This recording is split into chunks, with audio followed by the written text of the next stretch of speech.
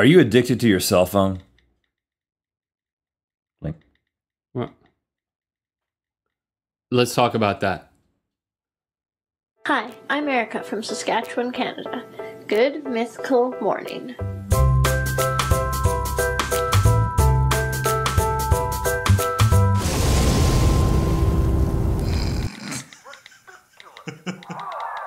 Oh, Julian, you gotta see this. Hey, 4 o'clock! Whoa! What are you doing? I wanted to show you a video. Why didn't you just text it to me? We're sitting in the same room. But you're not sitting. You're doing the opposite of sitting. I don't even remember what you call this. Standing. No, that's not it. Jogging. I'm standing up. Shane, it's the 21st century. When are you gonna learn to sit down? Hey, is anyone else's Wi-Fi not working? What? It's true. I'm down too. I feel so alone. No Instagram, no Snapchat. You came in? You don't look too good. I'm on edge, man. Do you know what it feels like to be on edge? What are we gonna do? I don't know. Hey guys. Joe? Joe? Beautiful day, isn't it? Joe, what are you doing outside? Well, my internet's not working, so I changed my whole outlook on life. I haven't seen sunlight since I got dial-up in '96. What's it like, Joe? Tell us. It's really great, you guys. I highly recommend it. Don't listen to him, Chester. It isn't safe out there. I'm gonna do it. I'm gonna go outside. Would you listen to yourself? I am, Julian. For the first time in my life.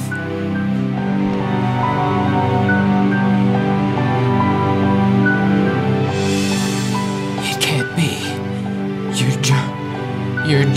Yes, Julian. I'm jogging.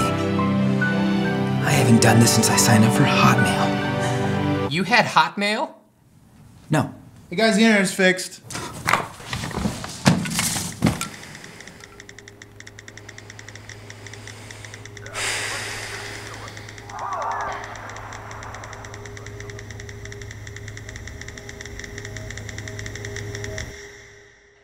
Okay, so now we're getting into touchy territory today. Sensitive subjects, cellular telephones. Well, I call them cell phones or mobile phones. Mobile typically. phones.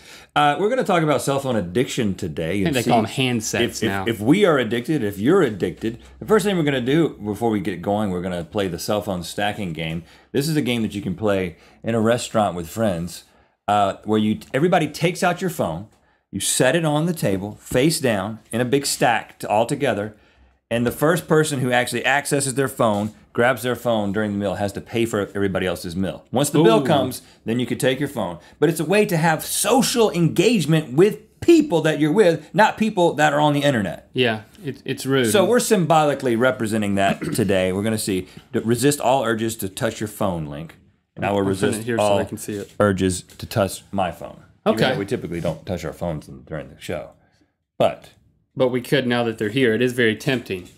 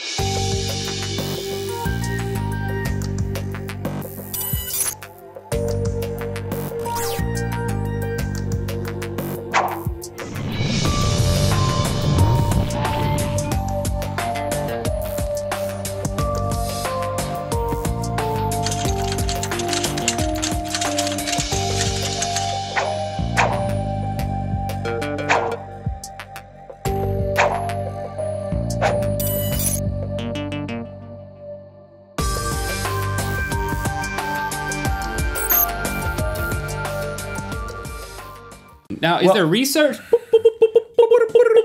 Yes, there is some research. Now, I mean, people have been talking about cell phone addiction for a while, but it is now being recognized as a real condition. And of course, in all places, California now has a center. I think it's just an addiction center in general, but they've added cell phone addiction to one of the vices that you can go and receive treatment for.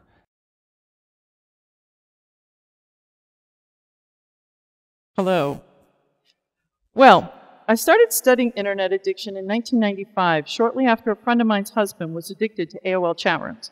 What we often see are people preoccupied with their cell phones and their digital devices.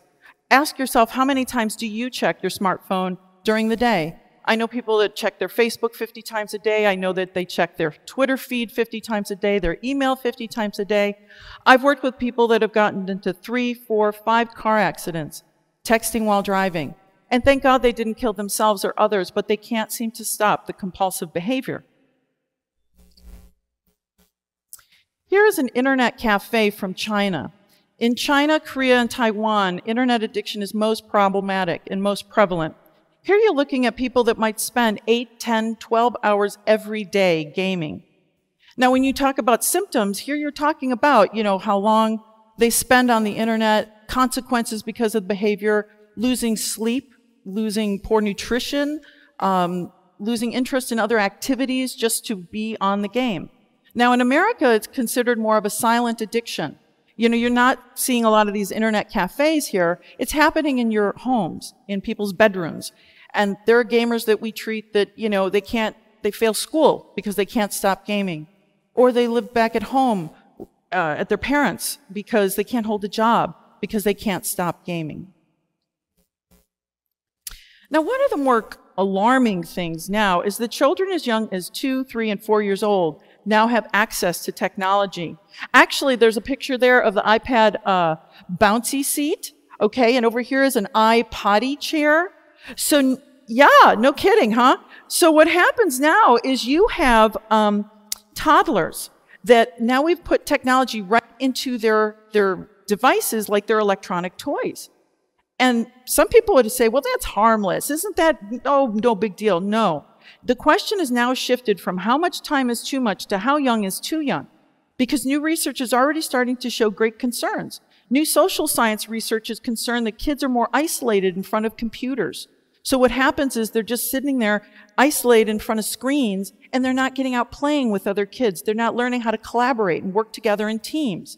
We're also starting to see with neuroscience research reading deficits with young children, because the more time they're spending scrolling on the internet, think about this, it's scanning, it's skimming, it's scrolling, it's not reading, all right? I mean, they might be reading information, but it's not the same skill set as if you have a child reading a book.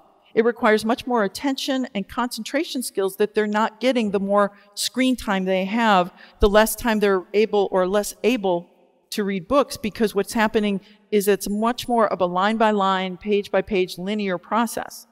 There's even new research concerned about childhood obesity, and kids are just sedentary now. They're not getting out, moving around, and playing because they're sedentary in front of screens.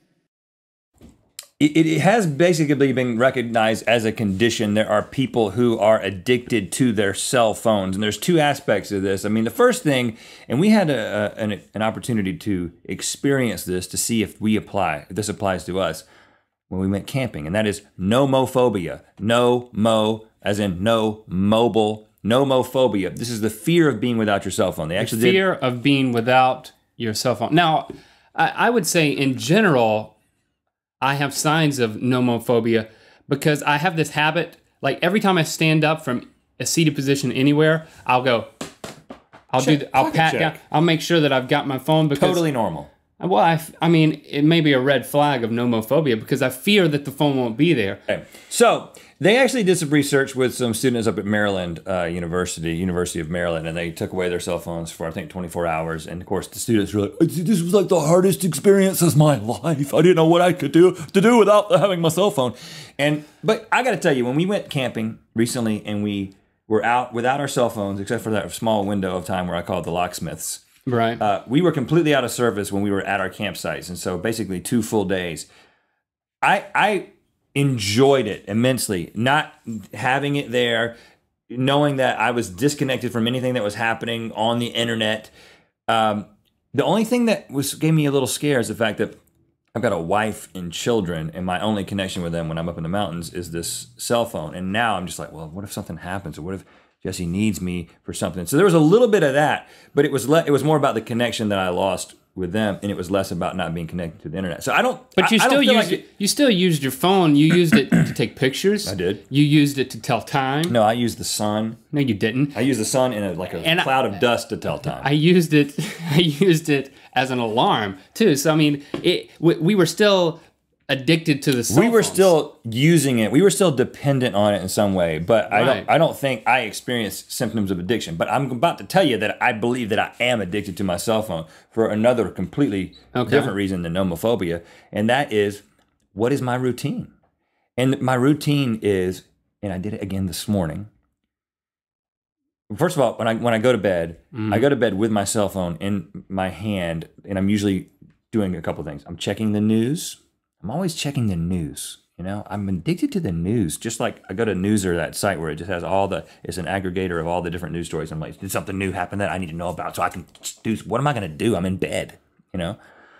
And then I like check Twitter or Facebook and, you know, maybe look at a couple of YouTube comments, and then I just put the phone down next to my bed because I was wondering if every morning you wake up and the phone's on your face. No, I put it down. And then you just pick it up and keep using it? Because that's an addict. I still think I am addicted, but it's not that bad. If you wake up with the phone on your face, you know, the next touch your morning, phone again, now you owe me lunch tomorrow. No. That I'm using it as a visual aid? A visual aid, man. There's an exclusion. We for didn't that. specify that. I feel like you owe me lunch tomorrow. Well, if you wake up like this, then you have a problem. That's all I'm 3 saying. 3 days in a row. You have a problem. Don't touch it again. You put it beside your bed. I put it under my bed, basically, because I don't have a bedside table. I'm up against the wall on that side of the bed. So then, every morning, I wake up, usually not via alarm, but via the alarms that are my children. And I reach down. It is definitely habitual. I thought about it this morning, because I knew we were going to be talking about this. And I was like, man, I feel myself. I'm reaching down there. I grab it. I pick it up. Check the news. Oh, what am I going to do? Is something happening I need to know about? It's like your coffee? News. Look at comments on YouTube videos. I had this little routine. I go through like 4 or 5 little apps, and then I feel like, is there another app? And there's this feeling of emptiness and I haven't accomplished anything. I haven't changed anything. I've just observed some stuff and gone through this little routine. And I think I'm addicted to my cell phone.